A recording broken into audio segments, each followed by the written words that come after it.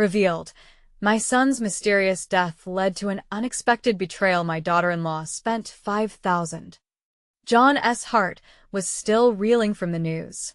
The kind of sharp, agonizing blow that stitched itself into his bones. Just weeks ago, he was laughing with Mike under the free-spirited sky of their small Midwestern town. Now, his only son was gone, a tragic accident snatching him away, leaving behind a swirl of aching memories and what-ifs.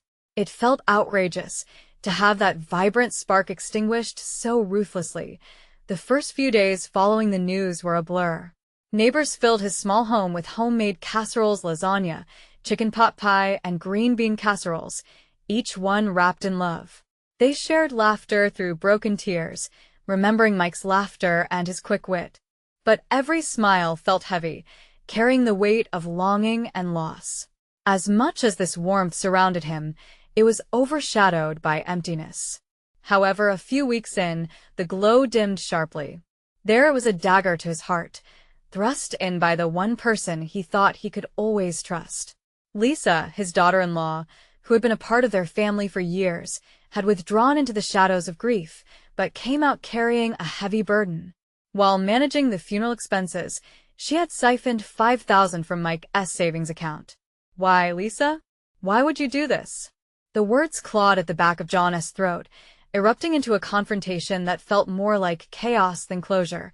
Before we continue, I need to let you know about something important that's happening.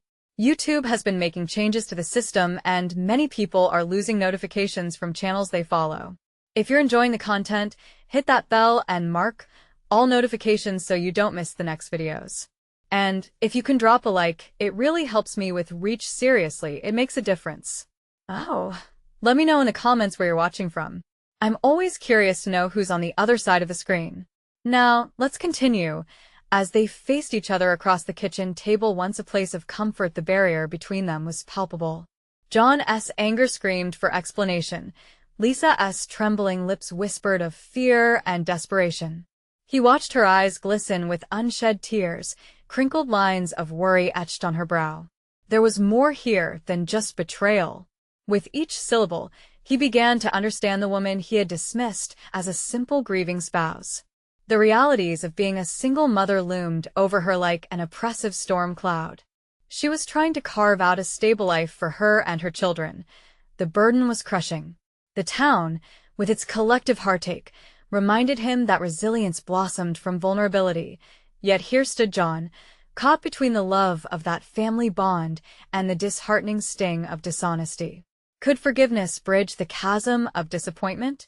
Torn between loyalty and the shrapnel of betrayal, he grappled with the question that rattled in his soul.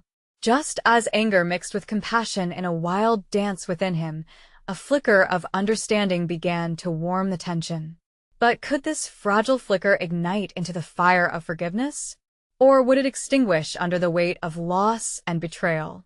The air thickened with uncertainty, the question hanging heavy: would he find it in himself to embrace Lisa again, or would their shared grief remain fractured forever? The silence between them stretched long, heavy with unspoken words and shared memories. John felt his heart clash with mixed emotions: sadness, anger, empathy. Lisa's hands shook slightly as she intertwined her fingers, a gesture that only heightened his awareness of her despair. "John, you don't understand," she started, her voice low, breaking through the tension like fragile glass. I didn't think I had any options left." He could see the fear dancing in her wide eyes as she struggled to maintain her composure. "What do you mean, options?" John's voice was rough, edged with pain. "You were family. I thought we were in this together, Lisa. After Mike, after everything." Lisa inhaled sharply, barely holding back her tears. "I didn't want to burden you anymore. You've lost so much already. The kids, they need what? To see their mother robbing their grandfather?" John shot back, frustration bubbling over. The words felt like fire on his tongue. She recoiled, the hurt evident on her face, and for an instant, he regretted the outburst. They were both swimming in a shared grief that was shredding their connection further apart. "John, I'm trying to keep us afloat here. I never realized how quickly the bills would pile up after Mike's accident. I've been taking odd jobs, but I couldn't wait any longer, she confessed, the pain in her voice cutting through his anger. I thought I could replenish it before anyone noticed. Just a little help just until I could figure things out. The confession hung in the air, bitter and raw. John's heart ached. It was clear now no villain, just a desperate woman trying to navigate a world flipped upside down. But why couldn't she have turned to him? A calm began to wash over him as he absorbed her words. He was filled with a fierce desire to hold on to something, to find a part of Mike in this turmoil. The past weeks had drained the vibrancy from their lives. Grief had cast a long shadow, and Lisa was fighting for both of them in this unbearable pain. "Why didn't you talk to me?" he said, his voice softer now. "I could have helped. I would have found a way." Tears streamed down Lisa's cheeks, each one a testament to her pain and regret. "I didn't want to add to your burden. I didn't want you to see me breaking." A silence fell again, but this time it felt different, less antagonistic, more tentative. Both of them were still grieving the loss of Mike, but faced with another type of loss. Trust. "Lisa," John said quietly after a moment, "I can't ignore what you did. But I also can't ignore you. You're still family, and we have to work through this together. For the kids. For Mike." The look in Lisa's eyes shifted. It was as if a veil of despair lifted just a little. "I'm sorry, John. I'll fix this. I promise." As they sat there, two broken souls learning to navigate their new reality, a tiny ember of shared understanding sparked between them. Their path was uncharted, winded with betrayal and grief, but perhaps it was also strewn with a flicker of forgiveness. Just as hope began to crest the horizon, the phone rang, shattering the fragile moment. John's pulse quickened as he glanced at the screen. It was a number he didn't recognize, but something about it felt urgent, a harbinger of new revelations. What could this call mean for both him and Lisa as they began to rebuild their shattered lives? John stared at the phone, the unknown number blinking like a beacon, pulling him away from the fragile connection he'd just begun to forge with Lisa. His heart raced. Dread and curiosity tangled like a wild vine in his chest. "Is everything okay?" Lisa asked, her eyes darting to the screen. She pressed her lips together nervously, her earlier resolve almost crumbling under the weight of this new tension. "Let me see," he replied, swiping to answer. "Hello?" he said, trying to keep his voice steady. "Is this John Phillips?" The voice on the other end was deep and authoritative, a tone that radiated seriousness. "Yeah, that's me. Who's this?" "Detective Harris. I'm calling about your son, Mike." Every word felt like a punch in the gut.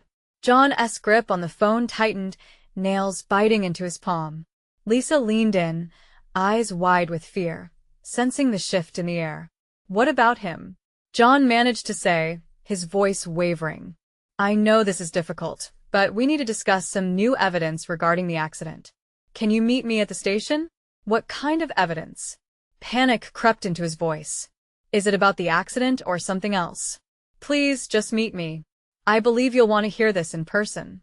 Before he could respond, the line went dead. John stood there, holding the phone as if it were a grenade, searching Lisa's face for answers, but he found none. Her fear mirrored his own, and that old familiar ache for Mike gnawed at his insides, threatening to pull him under. "What did they say?" she asked, her voice barely above a whisper. "They want to see me.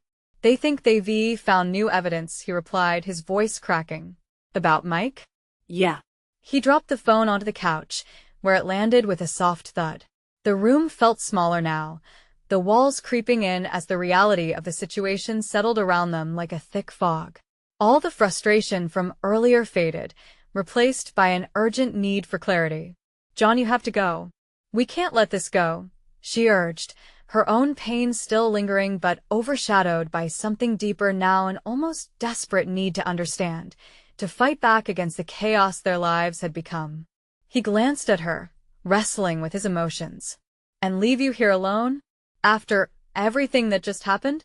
"I will be fine," she insisted, determined. "You need to know the truth. For Mike. For the kids." John nodded briskly, as if shaking off the weight of indecision. "Okay, I'll go. But I'll be back soon." As he grabbed his keys, the tension between them lightened slightly, just enough to allow a glimpse of hope in the darkness. Maybe understanding was possible. "John," she called just as he reached the door. He turned to find her looking more resolute than he'd seen her in a long time. "Whatever happens, we'll face it together. I promise." He gave her a small, tight smile before stepping outside, the cold air hitting him like a bucket of ice water. Each breath felt heavier as he drove towards the police station, anticipation twisting in his gut like a tightly wound spring. When he arrived, the building loomed above him, stark and unyielding. Detective Harris was waiting for him, his expression unreadable. "Right this way," Harris instructed, leading him down a long corridor. John's heart thumped loudly in his chest, every step taking him deeper into the unknown. They reached a small room where a table stood in the center, 2 chairs awaiting them. John's nerves spiked. Whatever this was about, it felt monumental. "Sit," the detective said, motioning for him to take a seat. Questions buzzed in John's mind. What could they have found? Could it change everything he thought he knew about his son's death? Just as he sat, the detective placed a folder on the table, opening it to reveal a series of photographs. John's breath caught in his throat. The images were dark and ominous, swirling with implications he hadn't even begun to comprehend, and a sinking feeling unfurled within him. "Mr. Phillips, we need to talk about what happened the night of the accident." The words hung heavy in the air. Every heartbeat felt like a countdown, propelling him closer to an unsettling truth, something that had the power to unravel the fragile strands of hope he had just begun to weave with Lisa.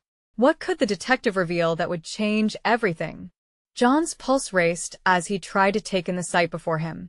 The stack of photographs was an unsettling collage of moments not captured in the family photo albums. The first image showed Mike's car, crumpled and battered like a crushed soda can, the aftermath of a collision that had stolen his life. John could feel the tears sting his eyes, but he blinked them away, forcing himself to focus on the detective's words. "Mr. Phillips," Detective Harris began, his voice steady but laced with gravity, "the evidence we need to discuss indicates that the accident wasn't as clear-cut as we initially thought." "Clear-cut? What do you mean?" John's voice came out sharper than he intended, panic coloring his tone. "We found tire marks at the scene that don't match Mike's vehicle. And there are signs of another car being present." Harris flipped to another photo, this one showing blurred lines in the gravel. "This suggests he may have been forced off the road." John's heart sank. "Forced off? Are you saying someone there's reason to suspect foul play?" the detective interjected. "We need to explore every possibility, and I need your help with the next steps." John leaned back in his chair, wrestling with a flood of emotions. Anger, confusion, and dread crashed over him like waves. The image of Mike, happy and carefree, felt like a cruel joke now that this new narrative was unfolding. "But who would want to hurt him?" he asked, a whisper escaping from his lips. "That's what we're trying to figure out." The detective, with a deliberate calm, slid the next photo across the table. It was a close-up of a dashcam recording, taken from a car that had been nearby the night of the accident. "Can you see those headlights?" Harris pointed. "That's the other vehicle in question. We might be able to trace it back if you can recall anything." A knot twisted in John's stomach. He wanted to scream, to shake someone until they promised him that this was all a mistake. But Mike was gone, and unfathomable truths were creeping closer. I can't remember. I wasn't there. I was at home. I understand. But anything you share could help us." A glimmer of thought burst through the haze. "Wait, Mike was upset that night. He had a fight with someone, his girlfriend, I think. Lisa mentioned it, but I brushed it off because it was a typical teen spat. Do you think that could have anything to do with this?" The detective's gaze sharpened. "Who was it?" "Rachel," John replied, feeling a strange apprehension wash over him. "But she's a good kid. I can't see her doing something like this." "There might be more than meets the eye, Mr. Phillips. We'll bring her in for questioning." The mention of Rachel made John's heart pound painfully. A part of him wanted to defend her, But the reality of the situation was suffocating, and a chilling thought crossed his mind. What if he was wrong? The detective shifted in his chair. One more thing. We discovered relationships that run deeper than you might expect. Friends, associates. There are layers to all this, John. It isn't just an accident anymore. What do you mean? Some of these associates might have debts, and Mike might have been unfortunate enough to be in the wrong place at the wrong time. John's mind spun. Questions ricocheted around like bullets. Who had debts? Why hadn't he seen this coming? He felt an overwhelming sense of betrayal creeping into his heart. Was there a deeper conspiracy at play, one that could involve the people he thought he knew? What are you saying? He finally asked, barely above a murmur. Sometimes, those closest to us can become involved in dangerous games. The detective's words loomed over him, heavy and dark. John felt lightheaded. All the pieces of his life felt like they were unraveling, and each one demanded to be inspected under a magnifying glass. The detective continued. John's phone buzzed in his pocket. A reminder of the world outside. It was Lisa. She needed him. Yet, he felt anchored to that room, held captive by a whirlwind of fears and revelations. With a shaky breath, he stared into the untouched pile of photographs, grasping at the tasters of understanding within them. As he finally looked up, he felt a shiver of dread crawl up his spine. Detective, if this goes deeper, if there are things happening outside of Mike's death, what do I do? Harris leaned forward, his eyes steady, serious, but somehow comforting. We get to the truth, John. For Mike. For you. And for the first time, John felt a sliver of resolve pushing through the fog of despair. The fight wasn't over. But as he prepared to leave, a sudden anxiety lodged in his throat. The truth wasn't just waiting for him. It was serving up pain he wasn't ready to handle. Questions lingered in the air, murky and threatening. What if he discovered something he didn't want to know? What if the answers led to more betrayals than he could fathom? The world felt dangerously open, and with it, all its potential turmoil beckoned him closer.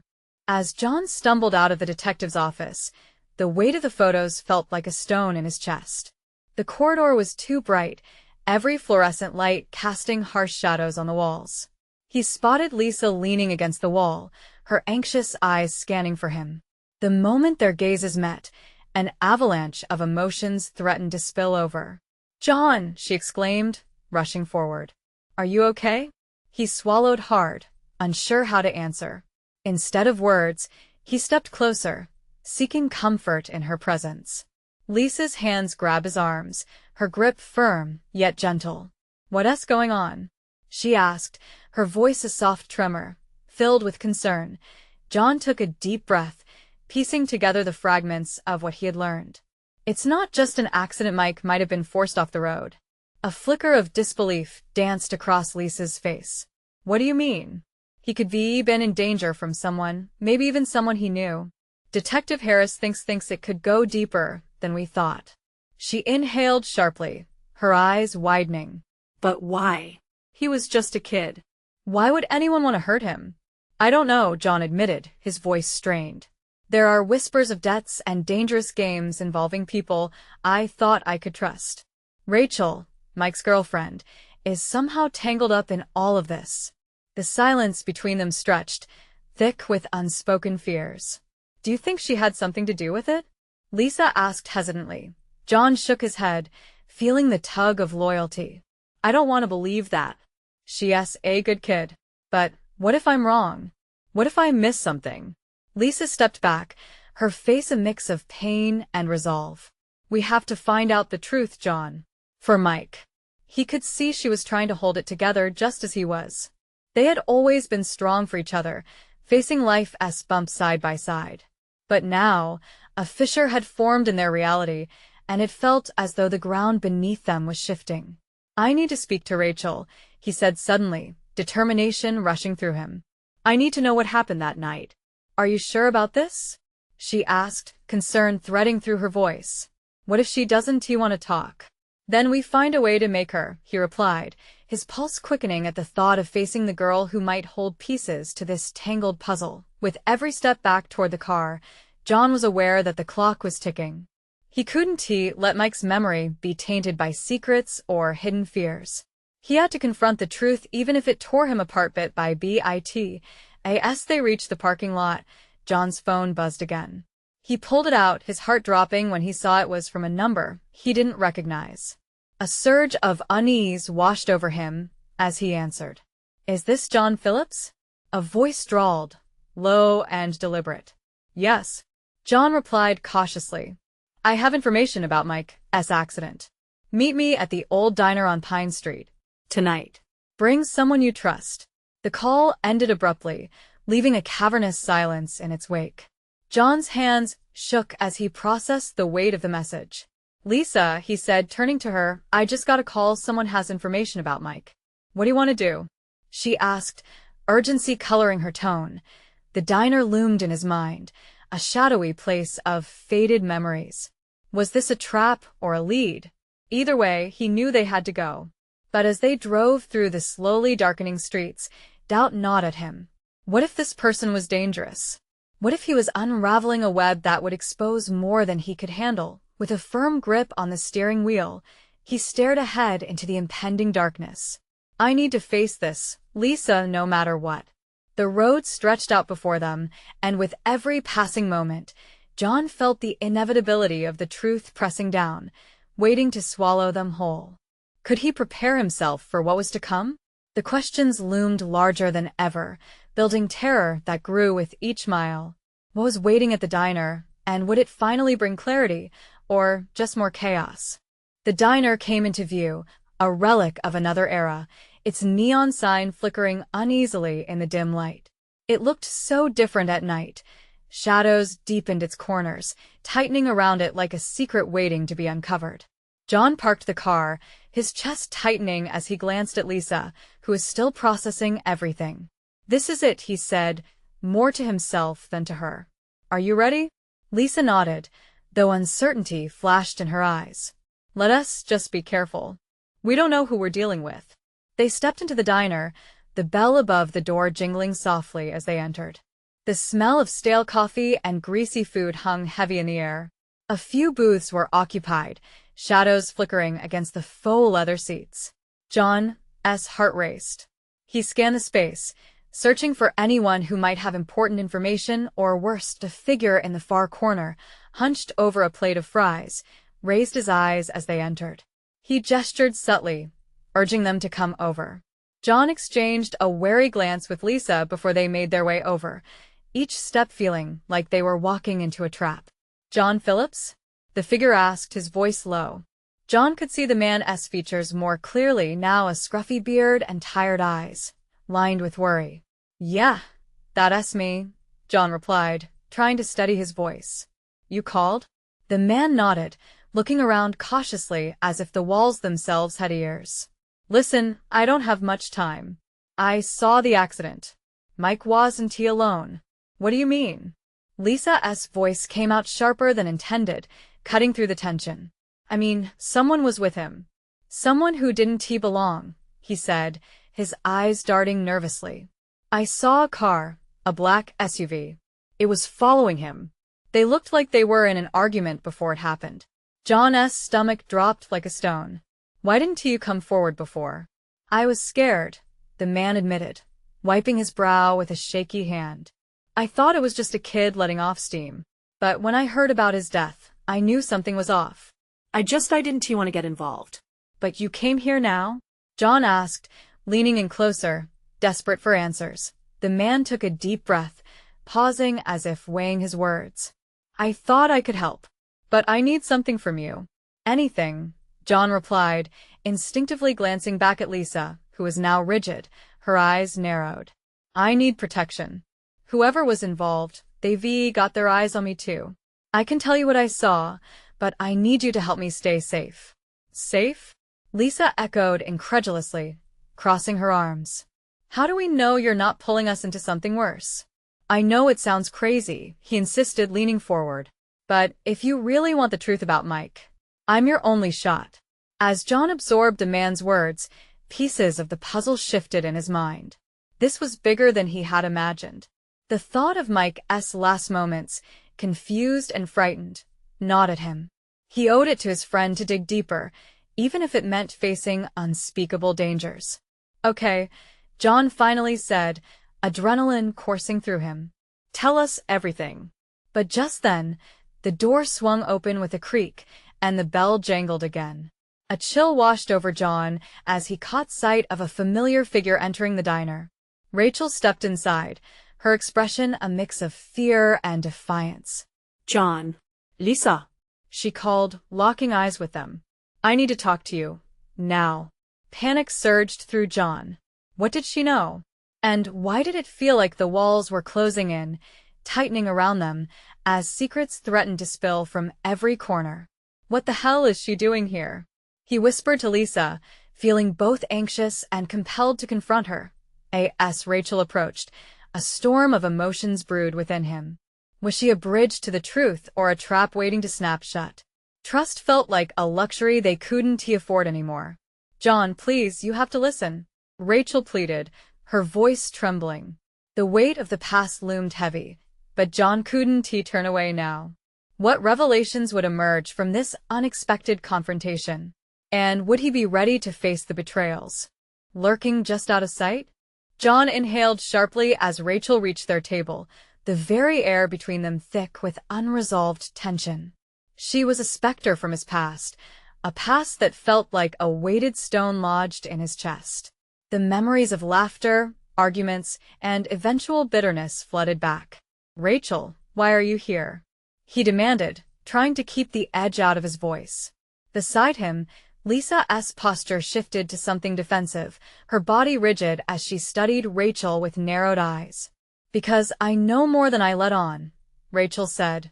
Urgency edged into her voice. "You're digging into things you don't understand."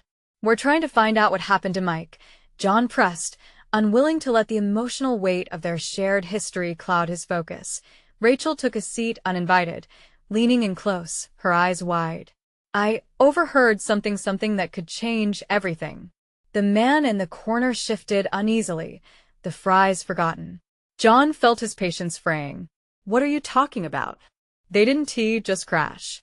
It was planned," Rachel said, the intensity in her eyes flickering like the diner's neon lights. "I thought it was just a rumor, but now I can't ignore it. Mike was onto something dangerous. And it's bigger than all of us." "What do you mean by planned?"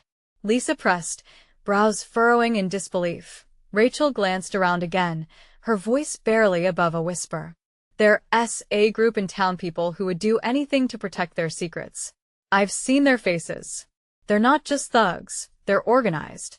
Mike must have gotten too close, and they took care of him." The weight of her words settled heavily over the table. John's pulse quickened. The idea of Mike being targeted, hunted like an animal, sent a chill down his spine. "What did you overhear?" he asked, his gaze fixed on Rachel, refusing to let his emotions betray him. Her fingers trembled slightly as she spoke. "I heard them talking about a meeting. The night of the crash. They were angry Mike had gotten involved. He was asking questions, sniffing around places he shouldn't have." That reality struck harder than any punch. John clenched his jaw. "What else?" Rachel hesitated, glancing at the man and back to John. "There's a name, someone high up. Someone who runs things from the shadows." And Rachel took a deep breath, as if steeling herself for the confession. "Their name is in the paper trail, linked to Mike. The woman who you think is just a waitress at his bar?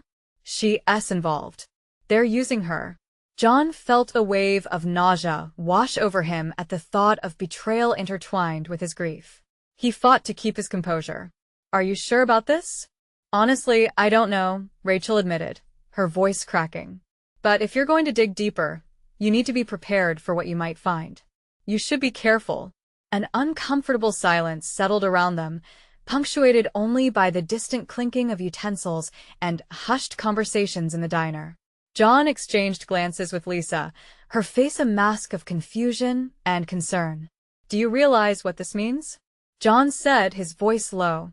"If we start asking questions, they'll come for us," Rachel finished quietly. "I'm scared, John." "For all of us." An icy knot twisted in John's stomach. How far had they stepped into something they weren't ready for? Did they truly want to drag Rachel deeper into their search for answers?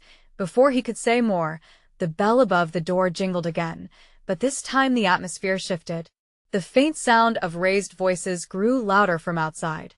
John turned, trying to see through the diner's glass door, his heart racing. "John," Lisa said sharply, her eyes wide. "We need to move." Now. As the door swung open, revealing the silhouettes of several men, John felt the weight of his decision crash down. There was no turning back. What awaited them outside? And would they be ready to face the fallout of truths that might shatter their world? John surged to his feet, adrenaline coursing through him. The diner's fluorescent lights flickered like his racing heart. He didn't have to look back to know Rachel and Lisa were right behind him, their breaths coming in quick gasps, the fear hanging thick in the air. "Out the back," he urged, waving his hand toward the rear exit. A knot of anxiety twisted tighter in his stomach as he considered his next move. They were all in danger now. Mike's secrets had never just been his. They were alive, lurking in the shadows, ready to consume anyone who got too close. With no time to waste, John pushed through the back door. The alley behind the diner was dim, the air heavy with the scent of grease and rain-soaked asphalt. The voices outside were louder now, angry and insistent. John felt the hairs on the back of his neck stand up as he listened. Get them. "They can't get away," a voice shouted. Panic surged through him. Someone was hunting them like prey. He waved an arm to usher Rachel and Lisa ahead of him. Come on. "We need to find a way out fast." As they darted into the alley, John's mind raced. They had to get help. But from whom? The feeling of betrayal twisted like a knife inside him. He was terrified of what secrets Rachel had uncovered, afraid for his life, and even more so for the lives of those he cared about. "Where are we going?" Lisa asked, her breath coming in ragged bursts. "I have a friend, a detective." "He might know something," John said, hoping it wasn't a wasted effort. They needed a lifeline, someone in the know who could help unearth the truth while keeping them safe. Rachel turned to him, her expression wild. "Do you really think a cop is going to help us? We don't even know if we can trust him." He met her gaze, searching for a flicker of hope amidst her fear. "It's better than nothing. I trust him." They moved quickly as the sounds of the men drew nearer. John felt the chill of the unknown creep into his bones. If Mike had stumbled upon something dangerous, John was walking down the same treacherous path. "Why didn't you tell me sooner?" John glanced at Rachel, frustration bubbling within him. "If you knew something was wrong, why didn't you warn us?" Rachel's eyes glistened with unshed tears as they turned a corner into another street. "I was scared. I didn't know what to say. And I didn't want to believe it. I didn't want it to be true." A silence fell over them, the weight of unspoken fears hanging like fog. Did they even know what they were getting into? Suddenly, a loud crash echoed from behind them. The men were closer now, their footsteps pounding like a drum in the night. "Keep moving," John shouted, determination pushing him forward. They needed to blend in with the night, to disappear before it was too late. Finding a small crowd gathered outside a nearby bar, John made his way into the cluster of people, tucking Rachel and Lisa close. "We stick together," he whispered, scanning the crowd for any sign of trouble. As he caught his breath, his phone buzzed in his pocket, an alert from the detective with a warning. "They're onto you. Get out of town." A knot tightened in his chest again. "What are we going to do?"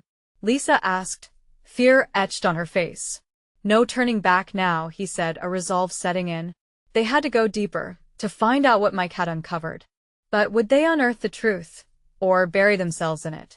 Lost in thought, John barely noticed the shadows emerging from the bar. Could they really outrun the past? Or was it finally catching up to them? John's heart raced as a figure emerged from the shadows, silhouetted against the dim lights of the bar. A tall man with a heavy build and an intimidating presence stood at the entrance. Instinctively, John pulled Rachel and Lisa tighter to him. The man's eyes swept the crowd, searching, seeking. "Is that him?" Rachel whispered, her face pale. "Don't know," John replied, voice low and steady. even as his own stomach twisted. He had to keep it together for them. They couldn't look weak right now. They had to appear normal, blend in until they found a way out. Get ready to move, he murmured. The man stepped forward, his deep voice rising above the chatter. I know you're in here. Come out wherever you are. Panic shot through John. They had to act fast. He looked around, searching for a side exit. Instead, his gaze landed on a group of friends laughing and joking by the bar, oblivious to the tension swirling around them. He signaled for Rachel and Lisa to follow him. Stick close, he said, forcing himself to remain calm as they inched toward the back wall. Just as they moved, the man shouted, his voice growing more menacing. I don't have all night. Show yourselves. Without thinking, John yanked Rachel and Lisa toward a side door marked staff only. No time for hesitation now. He pushed through, leaving the laughter behind. The cramped hallway within the bar was dark, a stark contrast to the lively atmosphere just a few steps away. John moved quickly, leading the two women further into the dim corridor, his senses heightened. The sound of footsteps and boisterous voices faded, replaced by an unsettling silence. There's no exit here, Lisa whispered, her voice trembling. There has to be, John replied, scanning the walls for any clue, any way out. Just then, he noticed a flickering light at the end of the hallway. Look, he said, pointing. A door was slightly ajar. They raced toward it, John pushing it open to reveal a dimly lit storage room filled with boxes and forgotten supplies. Is this safe? Rachel asked, glancing over her shoulder as if afraid the man would appear any moment. It's better than the hallway. At least we can think, John replied, glancing around the room, feeling the weight of all they'd just escaped. He closed the door quietly behind them and leaned against it, his breath coming steady but quick. As reality settled in, the realization of their predicament crashed over him. What if he finds us? Lisa asked, her voice shaking. We'll worry about that if it happens. John tried to offer reassurance, but doubt burrowed into his mind. Who was this man? Why were they being hunted? Rachel looked at John, tears pooling in her eyes. I never wanted this. I only wanted to uncover the truth about Mike. John felt a twinge of compassion squeeze his heart. We'll figure it out. Together, he said. They had come this far, and he refused to let his fear rob him of hope. What's the plan? Lisa asked, her voice steadied by a hint of determination. First, we need to figure out who's after us, John said, running a hand through his hair, the weight of the world on his shoulders. Then we find a way to turn this around. But I need both of you to trust me. Trust you? Rachel echoed, a hint of doubt still flickering in her eyes. Yes, John insisted. Trust me, and we can beat this. The door rattled softly, a sound that sent chills up John's spine. They froze, holding their breath as the doorknob turned slowly. Would they face danger from the truth or betrayal from within? He held his breath as the door creaked open. The door creaked wider, revealing a familiar face.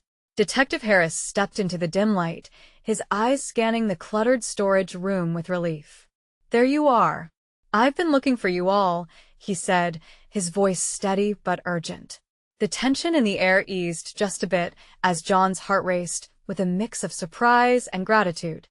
You found us, John said, his voice tinged with disbelief. What are you doing here? I received word about the men chasing you, Harris replied, glancing quickly over his shoulder to ensure no one was lingering outside. I knew you were in trouble. We need to get out of here now. Lisa, Rachel, and John shared looks of confusion, gratitude, and fear.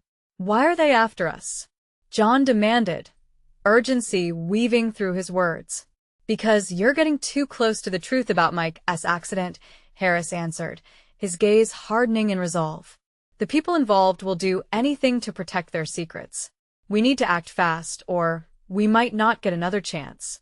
We have to confront them, Rachel offered, her voice shaking but filled with determination. They need to pay for what they did. A shadow of uncertainty crossed Harris's face. You don't know what you're asking. It's dangerous for you to get involved. Just let me handle it. No, John said firmly, quickening at the idea of leaving Mike's legacy in the hands of fate again. If you think they're targeting us because we're close to the truth, then we need to find out exactly what happened that night together. Harris looked conflicted before nodding. All right. But you have to promise to stay close to me. No reckless moves. John exhaled, relief flooding him. This was their chance. The truth was just waiting to be uncovered. Let us go then. Harris led them down the back corridor, keeping a vigilant eye out as they crept toward the back exit. John felt a flicker of hope igniting within him. They were united not just by grief, but by a purpose now to find justice for Mike. Once outside, they slipped into the dark, the night air crisp against John's skin. Feelings of dread clung to them, but adrenaline propelled them forward. Where do we start? Lisa asked quietly. I've been tracking a few leads, Harris said, glancing back at them. There are whispers about a larger organization based in town. They've been shadowy and elusive, but I think you have the key to unraveling it. What do you mean? Rachel asked, her brows knitting together. It goes deeper than Mike. It intertwines with our community, Harris explained, urgency flickering in his eyes. The woman you suspected might be involved. She might know more than she has let on. We need to speak to her. Who? John asked, his pulse quickening. The waitress at the bar, the one linked to Mike's circle. She might be scared, but she is also in danger, and she might have insight into what Mike was digging into. John felt a surge of determination. They needed to confront the past and dig into the darkness surrounding Mike's death. For the first time, everything felt like it was coming together. As they moved stealthily through the streets, the thrill of pursuing the truth replaced the suffocating dread. They were not just victims anymore. They were at the heart of a story, ready to rewrite their fates. Are you all in? Harris asked as they approached the bar, the neon lights flickering above them like a beacon. I'm in, said John, echoing the sentiment. I'm in, Lisa agreed, her resolve growing stronger. Me too, Rachel added, her determination sparking the rest. When they stepped inside, they were met with a familiar scene, people drinking, laughing, and living their lives. But John felt the weight of all that was lurking beneath the surface. They approached the bar where the waitress stood, wiping down the counter with a weary look on her face. As she caught sight of John, her expression shifted, horror mixed with recognition. John's heart pounded, the moment of confrontation imminent. We need to talk, he said, his voice steady despite the racing in his chest. Now, Lisa added evenly, standing beside him with solidarity. The air crackled with tension as they waited, the truth looming in every glance exchanged. Was this the moment they finally peeled back the layers of secrecy and found answers? John could feel the weight of everything they had lost and everything they were on the verge of reclaiming. No more running. No more hiding. The truth was a fierce flame, and they were ready to step into its light, no matter the cost. As they leaned in closer, John took a deep breath, bracing himself. His heart raced with the certainty of what lay ahead. It was time to find justice for Mike together. This moment would shape their futures, weaving them into a united force against the shadows that still threatened to consume them. Nothing would hold them back now. The game had changed, and they were ready to fight for the truth. Now, it's your turn to be a part of this story. Subscribe immediately to the channel to not miss the next exclusive stories. Leave a like now to feed the algorithm and support us as we uncover more revelations. Comment your reactions and feelings about this ending down below. Every word matters. And share instantly this video with at least 5 friends who need to see this thrilling transformation. Don't wait not even one more second to share this powerful message. True fans know how important your support is, so let us ignite this journey together.